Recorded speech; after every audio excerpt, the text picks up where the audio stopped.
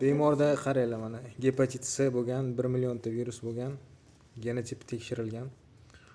Birinchi B genotip chiqqan, sifatga tekshirilganda. Bemor mana davolangandan keyingi holat. Gepatit 0 bo'ldi. Endi UZIga e'tibor qaratamiz.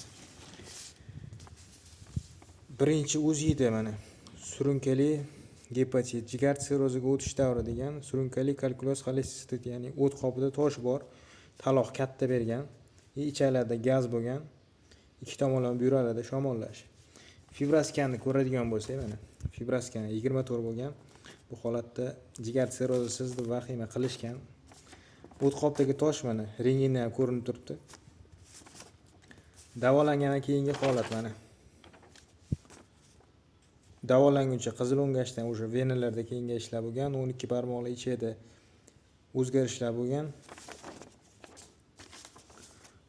Endi mana bemor virusga qarshi dorilar ichib sog'aygandan keyin o'sha jigar sirrozi degan narsa mana o'zi tashxisida ham qolmayapti mana. Prизнаки диффузного изменения паренхимии печени по типу жирового гепатоза, ya'ni jigarda yog' bosishga xos o'zgarish qolgan xolos, o't qopdagi tosh turibdi. Atak jigar sirrozi degan narsa mana qolmagan. Prosta dori ichish kerak, tezroq tuzalib qutulish kerak bu kasallikdan. Gepatit C ni davolab olsa bo'ladi. Hatto jigar sirroziga o'tib ketib qolgan deb oxirgi zamon qilib shart emas.